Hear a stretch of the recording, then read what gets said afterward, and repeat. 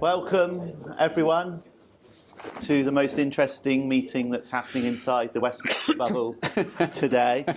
And I would argue, for farmers at least, perhaps, that it is one of the most interesting meetings inside, because although those candidates are out there vying for our votes, our discussions today are going to have a real impact on our farms. For those of you that I haven't yet been able to say hello, my name is Paul Tompkins, and I'm going to be facilitating and chairing the meeting today. I'm usually found back on my farm near York, where we do milk cows. We have about 450 cows, a continuous process, as I'm sure you're all already aware. But I also now, since February, chair the National Farmers Union's Dairy Board, so I have a dual interest in the contents of today's meeting. Today's meeting, I just want to touch on three things. That's my role here today, which I'm hoping you can all help me with. Number one, I'm just going to keep things on time. We're hoping that lunch is served more to time than teas and coffees, but that's something not inside our control. The secondly, reason I'm here is to act as facilitator, and so your presence and interaction in this room is going to be really well appreciated. There is good phone signal in the corridor if you need it. By all means, please do. And polite exchanges with the speakers are going to be really welcomed today. So please keep your some thoughts and questions in mind, because they will be asked for. And if they're not there, then I'll ask you anyway. Lastly, in my role, the third reason me here is to create a space at the front where we can all put in our thoughts and feelings on cattle lameness. We've got a great lineup of speakers who are really here to stimulate some thought. So please do use that time whilst we have it, because only when we all share all of our experiences are we actually going to be able to move forward on this topic. And the challenge is big. I'm not going to steal any of the thunder from the report, that there's already challenging data out there. From me, myself, as a dairy farmer, a figure that AHDB remind us of £330 per cow for an instance of lameness is a significant cost to my business. And whilst we recognise that I very much recognise that margins are tight on dairy farms, animal welfare and improved mobility not only improve business performance, but also our environmental footprint, which is something that we're all acutely aware of. So that's enough from me. We're going to first move on, introduce Matt Dobbs, who I think you all already know, who's going to run us through some of the findings of the report that's been launched today. We'll then pause and introduce Laura, and then take some questions before moving on to our panel discussion. So that's the layout of today, but please keep it engaged and friendly. Great. Thank you, Paul.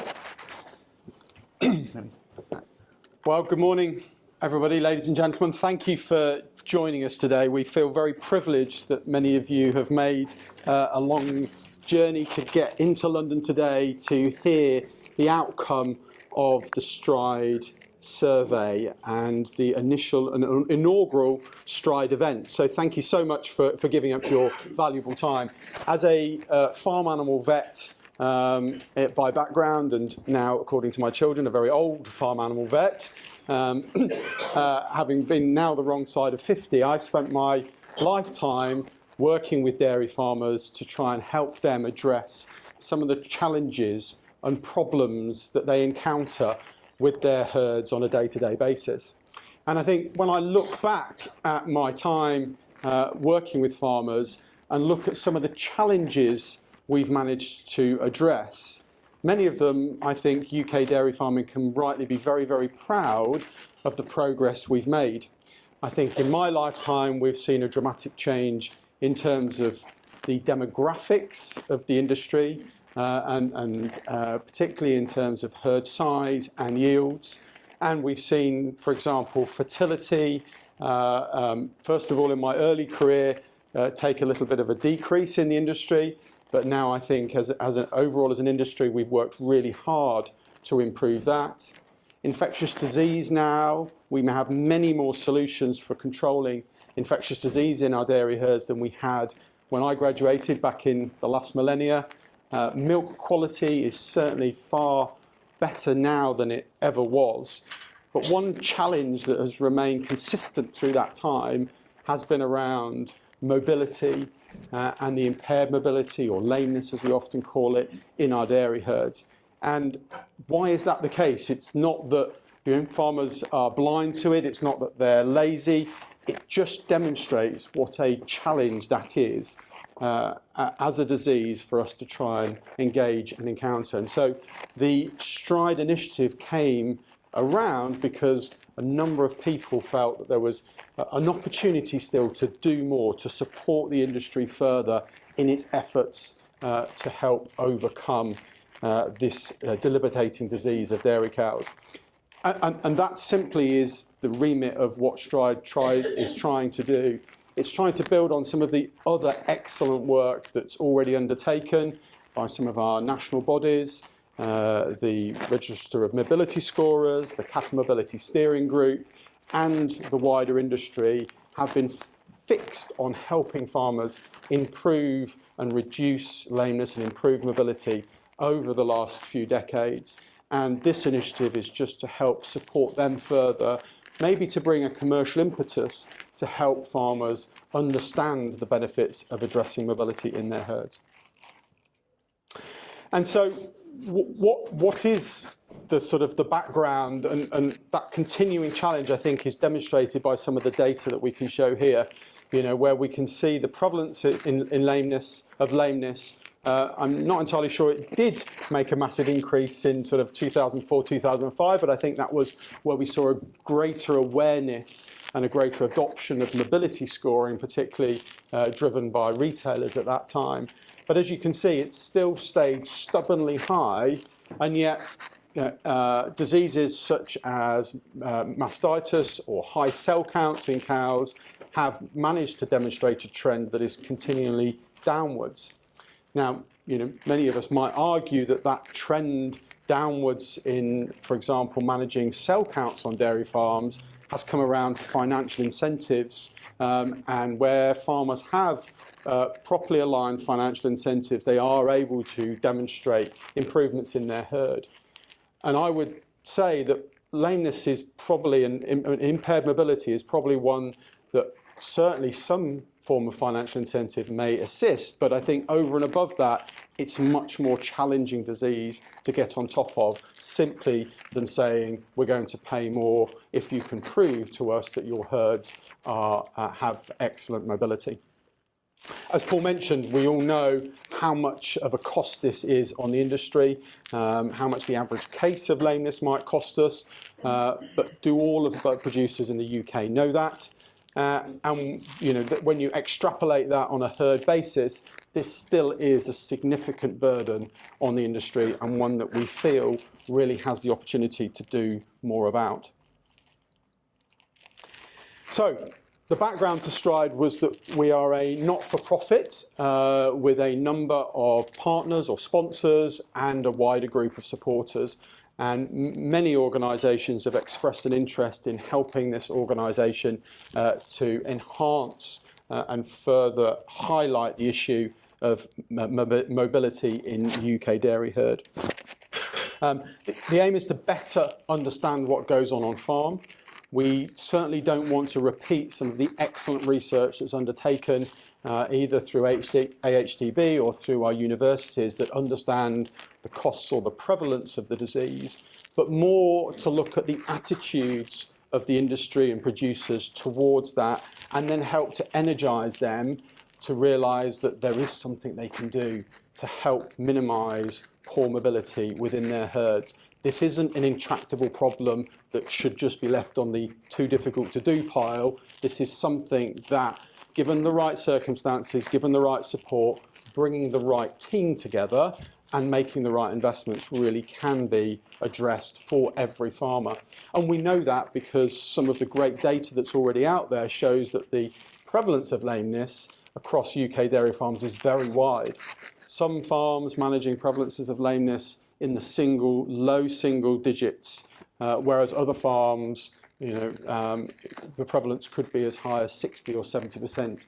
So that really demonstrates that there is a possibility to do something, because some farms are already doing a great job. So we started by wanting to survey the industry to find out what some of those barriers are, what some of those attitudes to mobility and lameness are. And that survey was launched back at the Dairy Tech event in February and ran for 3 months through to the end of April. And we were amazed that we had a really great response rate to that survey, and I'm going to go through some of that data now. So lameness is a really major cause of losses and something that we really need to think about addressing going forwards. So I'm going to tell you a little bit about who responded to the survey, some of the key results, and I was assisted by a technical committee. So each of the supporters or sponsors or partners in the project put forward a technical lead that helped us understand what that data meant. And then ably assisted by Phil and Jason, we managed to pull the STRIDE report together, a copy of which we hope you'll take home with you today. And we're going to talk to you a little bit about some of the conclusions that we feel that survey has said, and we've highlighted what we feel are some of the key recommendations that the industry might want to think about in addressing this issue going forwards. So the first thing to say is we feel that the survey did fairly represent the national herd. We had 359 responses, and that represented about just nearly 5% of the national herd, which compared to many surveys we think is a great response, and especially recognising how lengthy and in-depth the survey was, we felt that that gave us a great basis to be able to make some strategic decisions and recommendations to help support the industry going forwards. The average herd that completed the survey were of about 330 cows, slightly above maybe the national average, which is sitting closer to 220 cows. And the average yield of the survey respondent was about just over 8,500 litres, whereas the national average is just over 8,000 litres. So as you can see, maybe we're getting a survey demographic of somebody that's a slightly higher producer in terms of yield and size. Maybe that's a demonstration of how important those producers know that mobility is to their herd. But overall, we felt it was fairly representative of what the industry is out there. 67% had an all-year-round calving pattern, and then we had representatives from autumn, spring, and both autumn and spring block calving. Possibly a slight underrepresentation from spring block calvers, and we can talk about why. If that is the case, why spring block calving farmers haven't felt the impetus or the need to fill in this survey. The other thing that came out of the survey, and it's something that I find particularly interesting when I travel around the world, either speaking or lecturing in the USA or New Zealand, they're always amazed at the different types and styles of dairy farm we have in the UK, and I think that adds to the colour and the flavour of our industry. And it's simply to say that there is no right or wrong way to dairy farm here in the UK. That presents us with a bigger communication challenge, I think. But I think it's one that we all need to recognise as an industry, that one way of farming is not right and one way of farming is not wrong. Our geography determines a lot of the way that we farm at the moment, and I think we need to accept, for example, that some farms are going to be pasture-based and other farms, maybe the cows are going to be housed for much of their life. But that doesn't mean that we can't find ways of engaging with each of those about the problems that they may have and finding solutions that are appropriate for their farming system.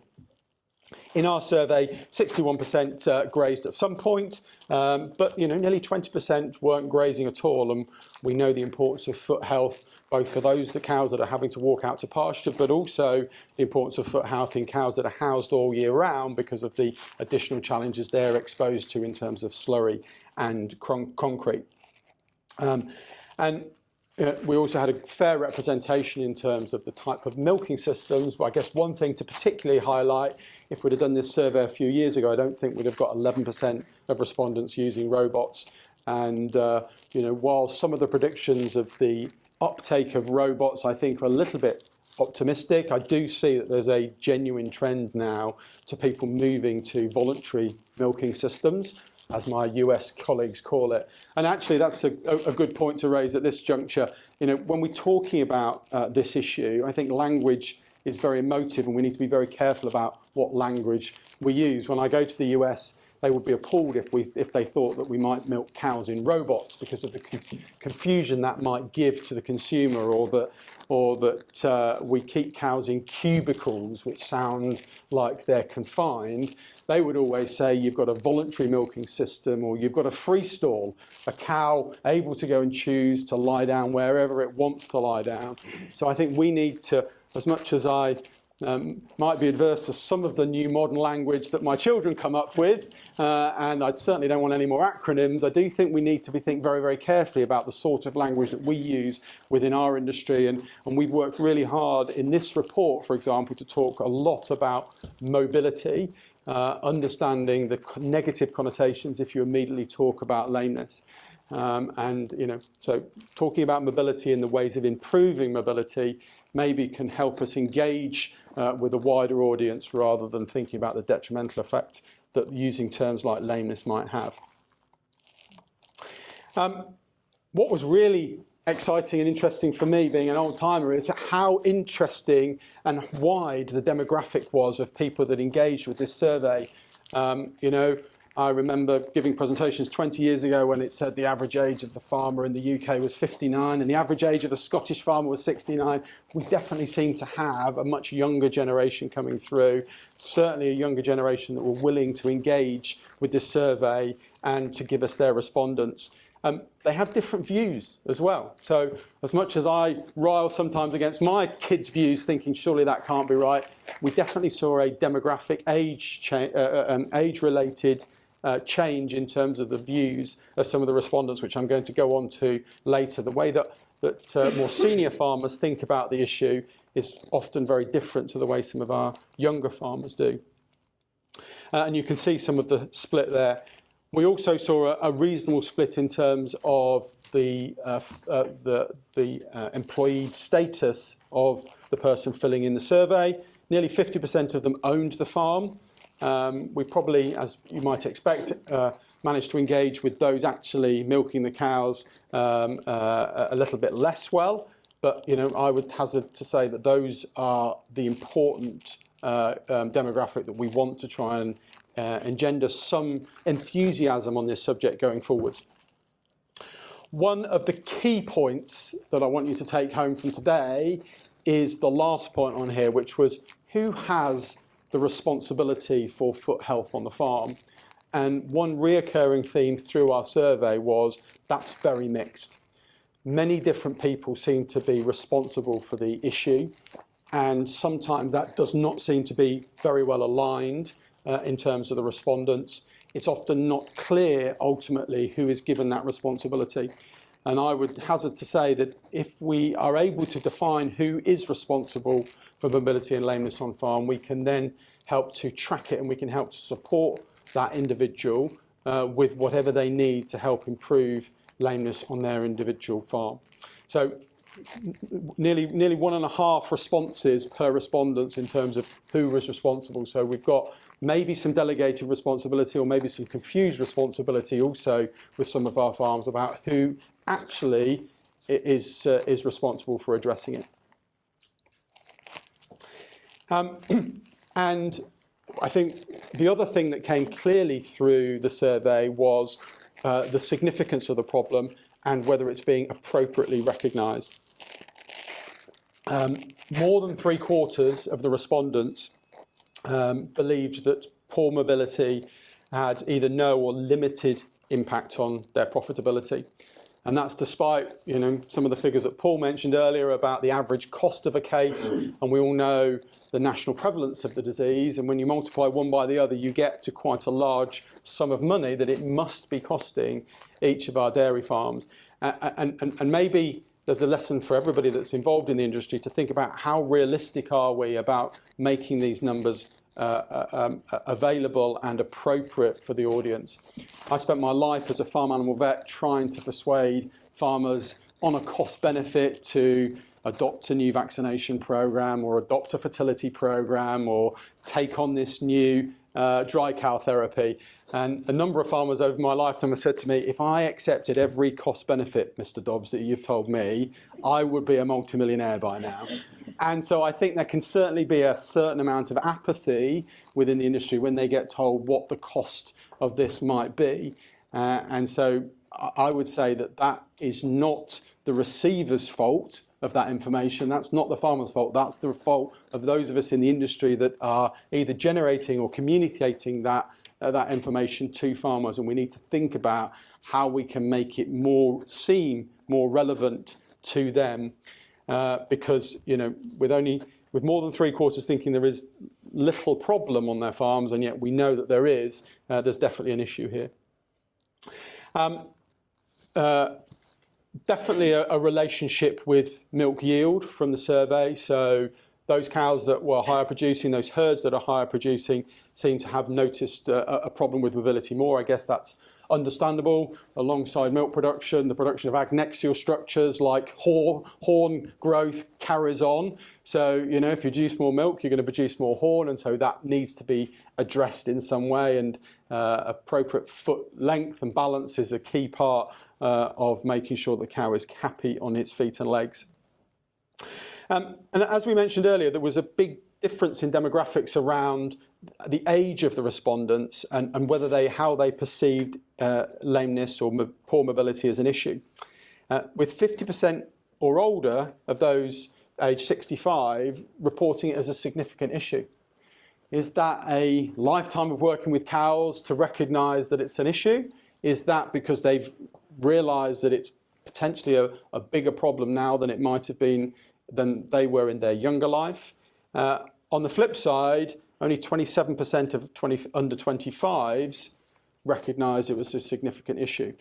Is that because younger farmers are more proactive about dealing with this issue and it generally is a less of an issue if you're a younger farmer?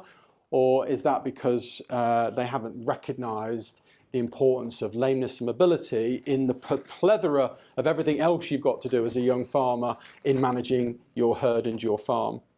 And overall, as I've mentioned a couple of times now, I think we've got to be careful that we don't allow complacency to set in, and it's for those of us in this room to make sure that we think about how we can engage with producers to make sure that the situation doesn't stagnate and that we can help them address the challenges that they've got. We specifically in the survey have not tried to repeat any of the excellent work already been undertaken by a number of other bodies to look at either the individual costs, what farmers think the costs of the disease are, or the prevalence of certain causes of lameness. So this data here is designed to be a perception of what the producer thinks is the biggest problem. And so what you can clearly see here is the perception of the biggest problem is definitely still digital dermatitis. You know, whether in reality that's actually the case, that's definitely the perception. But it's interesting to note that when you look at some of the cost-benefit studies that have been done by AHDB and others, you can look at the cost-benefit of addressing a digital dermatitis problem is much, much lower than it is for a more intractable problem such as a solar ulcer or a white line disease. So digital dermatitis is still very, very high in the farmer's mind as causing a problem for them. The second big area noted was around bruising and solar ulcers. And again, I think the preponderance of concrete, that big disease that affects cows and only if they stand too long on it is crucial to making sure that cows are comfortable on their feet, and that's recognised by many, many producers. So working out some of the key things that I think advisors have got to do, a number of vets in the room and other advisors, is trying to work out how can we make our cows more comfortable in the future? How can we make sure on a time budget analysis that they aren't spending excess time standing in a collecting yard? How can we make sure that they can find a comfortable place to lie down. When they're lying down, they're ruminating and they're contributing to that milk production after all. So making cow comfort an important part of what we do for those of us advising farmers is crucial to that. What was interesting for me equally is when I'm out on farm as a vet, I actually see most of these conditions, sometimes in equal proportions, but clearly that isn't the case in terms of what farmers are seeing or think is a problem, and certainly some of the more traditional foot health problems that I would have seen 25 years ago when I was starting practice in Dorset, such as lots of overgrown feet or lots of cases of foul in the foot, really seem to be less important these days to farmers.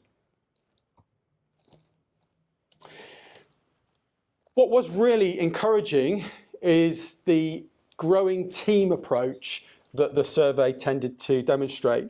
A variety of people that we found that were involved with helping farmers to reduce lameness, both including those that work on the farm, but also those that advise from outside, such as the hoof trimmer, the vet, even the nutritionist or consultant getting involved much more now. Using a paraprosthetic or an outside foot trimmer was identified by 70% of the respondents, and certainly younger respondents seem keener to delegate tasks, and including lameness and mobility as part of that. So they're more likely to use some form of external respondents. Older respondents typically seem to be going to the vet for that information, whereas younger respondents maybe are looking at getting advice elsewhere. Bit of a wake-up call for those of us that are vets in the room, that, are we still being as relevant as we should be with this issue? And are there things that we should be doing to re-educate ourselves to make sure we are relevant to dairy producers, the next generation of dairy producers going through? We don't just want to be seen as the last resort if you need medication or more dramatic foot intervention. We've really got to demonstrate how we can bring value to the farmer by helping to improve their mobility before it gets to that stage. Nearly 10% though, however, of respondents didn't use any outside assistance. And I would say that, with the plethora of information that's now available and the challenge that farmers have about staying on top of knowledge and expertise in any particular area, widening a team approach to mobility is certainly going to have benefits. Most of the larger farms certainly seem to have in-house ability, particularly around hoof trimming. Maybe they've just got a bigger farm staff to be able to deal with it, and they certainly seem to be adopting the team approach more regularly than the smaller farmers. But I don't think that should necessarily be the case. I think there's opportunities for small farms also to develop a team approach. They don't necessarily need to have a large farm staff cohort before they do that. One thing that was clear, and again I'm mentioning it as a repeat from earlier, understanding who's responsible in both large and small herds seemed to be a challenge. There was no direct aligned responsibility that was clearly coming out of the survey, and that might bring some sort of challenges when we're talking about setting targets and giving people the opportunity to respond. So what goes on in terms of mobility management practices? Well, I think the use of traditional routine equipment such as foot baths and foot trimming seems to be going on most farms, which is great. Back in the day, in my early days in Dorset, it was not uncommon to be presented with a lame cow on a rope and a beam to be able to lift that cow's foot. Nowadays, I'm pleased to say that most people seem to have a permanent or a mobile foot bath, and most people have a foot trimming crush. There still is scope though to get that figure up to 100%. So any government representatives here that might want to encourage adoption in that last small percentage that don't have access to those routine pieces of equipment, I think might be beneficial. And ironically, about a third now have got powered foot trimming crushes. And knowing how backbreaking it is to lift a cow's foot, especially if you're doing it over a beam, but even in just a normal foot trimming crush, you're not going to want to do more than 2 or 3, half a dozen if you're really fit cows at any one time. Having the right equipment really can make a big difference. And so it would be great if we could look at how we could get that level of equipment onto more farms so that managing feet conditions and trimming cows' feet regularly isn't too much of a burden. About 3/4 of the respondents said that they were foot bath, they're milking cows weekly, but many less when it came to the dry cows or the heifers. And in fact, the sort of a general theme through the survey also was that many of the respondents felt that foot bathing was more of a treatment rather than a preventative. And I think there's a great opportunity for those of us that, again, advising or supplying equipment and products to help farmers around foot bathing is to understand the benefits that good foot hygiene that can come from regular foot bathing can be included. Culling, as you might imagine, still one of the top 3 reasons for animals departing the herd. Those haven't changed much, certainly in my working lifetime, quickly following fertility and mastitis or milk quality. So it's still a big reason why we're getting losses. And increasingly, as we talk about longevity of cows and the sustainability of our dairy farms, if we could reduce culling for something such as lameness, that would have a big positive impact to the overall health of our herds. In terms of other management practices, taking a look at trimming and particularly around identifying immobile cows and mobility scoring in a bit more detail, about 60% were sort of told us that they were trimming as necessary. And I mentioned earlier about the dramatic increase we've seen in the growth of a cow's foot aligned with milk production output.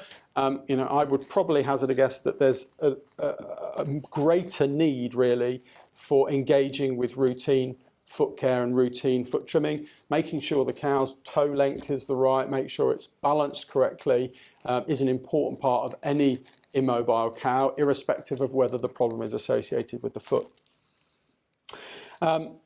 Routine trimming definitely seemed to be part of the protocols in the larger herds. So maybe it's a factor of time for the smaller herds in terms of their ability to get round to routine foot trimming. Mobility scoring was accepted by many in the survey as an effective measure to monitor trends in impaired mobility, but certainly not by all of them. And many of them were still doing most of that mobility scoring themselves. So about a third were doing their own mobility scoring and not using any external support around identifying lame cows. And we all know the challenge of identifying lameness, and certainly, if you're confronted with your cows on a day-to-day basis, it's understandable if you might accept a certain level of immobility in your herd, or she always walks like that, doesn't she, type approach. And so I think when you're talking about mobility, I think having some external help, be that impersonal, technical, I think could definitely benefit many herds. A range of views in terms of the future of controlling immobility and improving mobility in our dairy herds. Really was a split decision between those that felt that it was easy to improve a mobility issue on those farms through to those that felt it was difficult. No clear indication here, with the majority of respondents saying it was neither easy nor difficult. It clearly is something that's going to take time and investment and patience and focus. The most confident were the younger respondents, which is really enlightening and really pleasing to know that our new generation feel that this is something they can address. I think that's just about how we can help them do that to make sure that that enthusiasm gets turned into results. And I think one of the challenges that I felt came through the survey results were how some of the problems around lameness and mobility we've managed to address. And what might now be needed is those incremental gains to really help get to the next level of controlling lameness in our dairy herds. And some of the easy steps around more regularity of hoof trimming or foot bathing have been adopted by many herds. But some of the big challenges are now around changing management, looking at investment of our buildings and our infrastructure, making long-term decisions about breeding our cows for better hoof care. And all of these, I know, aren't sometimes the one-shot easy way forwards. And it's going to mean that we're going to have to work with farmers over the long period to help them to look at what it means if they're putting in new infrastructure on the farm, new buildings, if it's talking about their breeding programs for the future. All of these are going to make a difference in the longer run and aren't necessarily going to show benefits immediately, but all very, very valuable. A whole bunch of comments from the respondents. Some of them I put up here because they just, I think they really typified a wide variety of producers' views. It's easy, but it's not simple. It's something you just need to get on and deal with. The earlier you deal with it, the higher the chance of the cure. It's a very visual problem and in our dairy herd, and so given a high priority from the consumer perspective, it's something that we need to think about addressing. And I love the last one, overgrown or lame. I don't care if it's Christmas Day, if a cow needs trimming, we get onto it straight away. So a real enthusiasm, I think, from the respondents, and bearing in mind we had a really good level of respondents in farmers wanting to get on top of this problem going forwards. So some brief survey conclusions. Compromised mobility, I think, from the survey results show that it still is a threat to our industry. It costs money, it costs us in terms of our perception, and it's definitely a detrimental on health and welfare. But it's also a great opportunity. We have the tools nowadays to be able to help farmers address those. We just need to think about how we can make that more relevant to them so that they want to get involved. We do need to work a little bit about the attitude and the approach we take, therefore, and maybe we need to think about revising that so that we do engage farmers more regularly and make sure that we don't end up with a degree of resignation, that it just gets put on the it's too difficult pile or too costly pile. I think we need to think about how we report the costs of the disease to farmers. We understand the variance that they get exposed to, and I mentioned about them accepting the cost benefits that sometimes get presented to them. So I think it's important for us to think about how we can present that data. Can we use benchmarking both within the herd year on year or with a group of neighbours to help engage farmers more on what that problem might be costing them? We definitely need to help farms with the responsibility around lameness and help them to focus and provide some focus on that farm for who is responsible, and then giving that person on the farm the support that they need to make the difference. We need to address farmers' concerns, particularly around the types of diseases that are causing the problem, but make sure that they are the clear areas that are causing their problems. We need to talk to them more about the preventative measures that could be adopted, particularly around new technology or new products and services that are available to farmers to help them improve. And overall, we need to build on some of the confidence that's already out there that this is a problem they can engage with, it is something they can do with, this is a problem they can deal with, especially the younger generation, but we just need to give them the support that they need. So our technical board got together to look at the survey results and came up with sort of 5 what we felt were sort of clear recommendations from the report. The first one is that we want the industry to be more proactive about communicating, and you've already passed the test by turning up here today, so thank you for that. But the importance of foot health and mobility has not diminished. It still is a big issue for us, whether it's costing direct cost losses, or unfortunately a lot of indirect losses. Rarely do farmers have to write a cheque to say, pay Mr. Lameness £330 for that case of lameness. And so getting the message across around the indirect losses is very, very important. Cost benefits, I've mentioned the challenge that we have about that, but we just need to think about how we communicate those to farmers to make sure that they feel that they are real.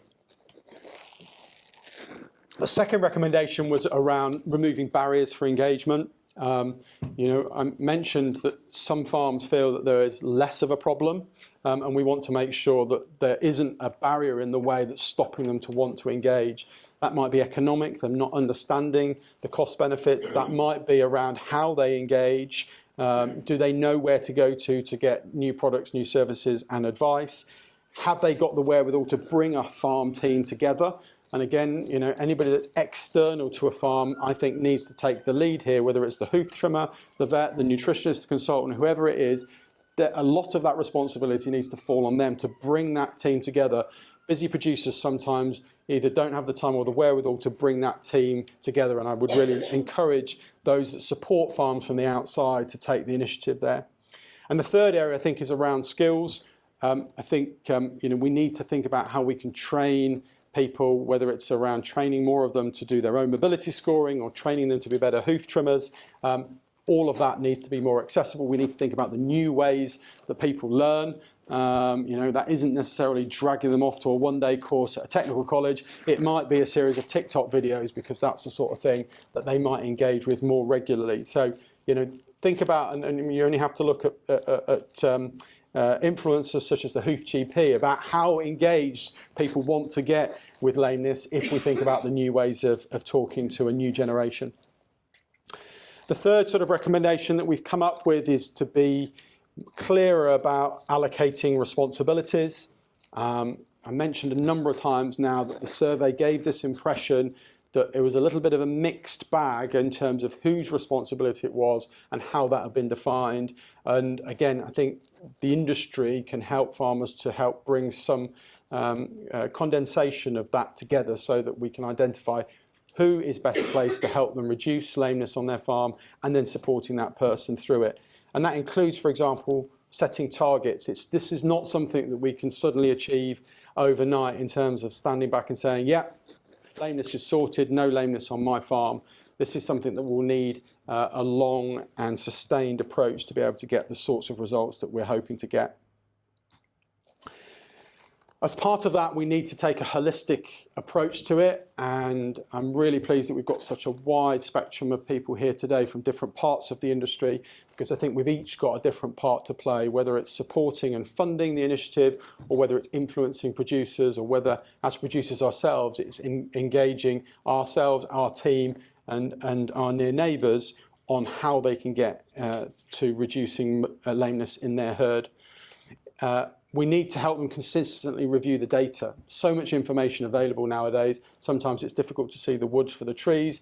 And again, advisors to farms can play a big part here in helping understand that data, but then secondarily encouraging the farmer around the treatment prevention protocols that need to be adopted, and make sure that these are properly communicated to the farm, written down preferably, or provided in a format that will engage the farm team. And then think about discussing and making those hard discussions around the long-term strategies that are required to reduce mobility issues. So, you know, that might mean investment, and we might need to think about how we can then help farmers to fund, you know, whether it's installation of rubber matting, or the installation of a foot bath, or a mobility monitoring camera scheme, or something like that. We need to think about how we can help them make those difficult and long-term decisions, and try and encourage them that this is the right way to go. And as key to that, I think, is helping the farmers understand what the right investments really should be. I think there's a huge number of new products, services, technologies, hardware, software, all sorts of stuff out there nowadays. And one of the reasons this initiative came about was the partners of this initiative have all got a product or service that they would love to help farms with around reducing mobility. And so I think we need to think about how we can engage farmers with those more. Early adopters in dairying, it has been proven, normally outperform their competitors. So encouraging farms to be early adopters in whatever they do often will reap benefits. We need to make sure that we help them around a consistent and a routine approach. Really keen for government to get involved here. This is there is an element of public good. You know, we've talked about the benefit to the producer by reducing lameness, but there's a significant benefit to the consumer and to wider society if we can keep our cows happier and healthier on their feet. And as part of this, we might need to help shift farm philosophy about prevention rather than just treatment of immobile cows and lameness issues, and that is going to take probably more investment than treatment alone, and something we need to start on that journey here and today. So overall, the recommendations, we need to proactively discuss the importance of better mobility with farmers. We need to help them understand that problem and where we can help fit in. That's the royal we, the big wider industry. Helping them particularly to better understand the cost benefits in a realistic way is going to be important to that. We need to support the producers with a whole range of prevention programs, whether they need help with education or whether they need help with structuring their approach on farm to reducing lameness. We need to communicate with them. We need to do this as an industry, helping them to develop protocols and procedures to minimise poor mobility and making sure that they've got the skills and the ability to implement those. I believe that a wide range of new products and services are available, and we'd love farmers to get engaged with those to help them with their problems. And key, as you've heard me say many times now, is to allocate the responsibilities and to be open and honest on the farm about the level of the problem that they may have at the time and setting realistic goals for them in the future. Thank you for joining us today. The survey was just the start of what we hope is an eternal programme to help producers with mobility here in the UK. Please take home the written report. We've got more copies of the report and we can share a digital copy with you as well. We'd love the industry to hear what they had to say and to better understand this as a problem. There's going to be a whole series of on-farm events over the summer. All of the partners and many of our supporters are here today and are supporting those, where we will have practical demonstrations as well as an international flavour. We've got an international speaker coming over from the US talking about how they approach cow budgets and the daily life of a cow and how that impacts on their lameness and mobility, and how small changes in management might be able to help address some of the lameness and mobility issues that we have. At the workshops, we'll have everything from foot bathing and hoof trimming through to mobility scoring and better ways for treating lame cows as well. So we're looking for your help to advertise these. We've got 6 different venues from Scotland down through to the southwest. We'd love to get as many producers along to these as possible so they can see that this is a problem that they can address. They just need to open that page and start a new page in thinking about how to address mobility in their own farms. Thank you so much.